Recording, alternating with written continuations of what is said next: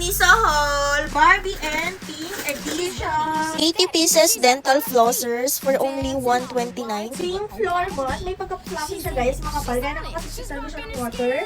Non-slip na din siya. Ito naman ay 249 yung price niya. Barbie headband, gagamitin ko to kapag maghihilamos ako. Ang price nito ay 179. Barbie bucket hat, 699. Loofah brush, 99 lang to guys. Ang mura niya. Tapos may handle na talaga siya nakasama.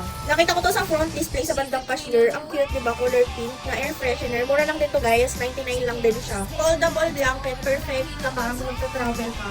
Ito naman guys, 799. Sulit na din kasi malaki na din siya. And syempre sobrang cute. Tapos, Barbie! Wala pa akong bathroom slippers. Kaya binili ko na din to.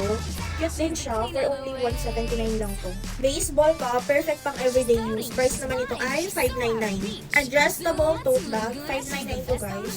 Ayan, perfect din to sa mga beach trip nyo. And ito siya. Naka-embroid na din to.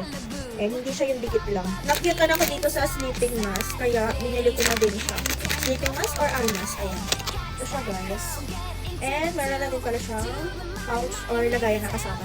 179 yung price niya. Pink toothbrush, 190 pesos. Binili ko na din tong nail polish kasi naka buy one take one, 119 din. Tapos, ito yung mga nakaraan ko na nabili. Itong perfume nila na 499 ata yung price nito each. Hairbrush, itong mini bottle travel perfume. And ito yung pinakaunang nabili ko sa Barbie collection. Ayan, matagal na yun guys kasi dati wala pa akong pera. Kaya ito yung nabili ko lang dati sa kanila.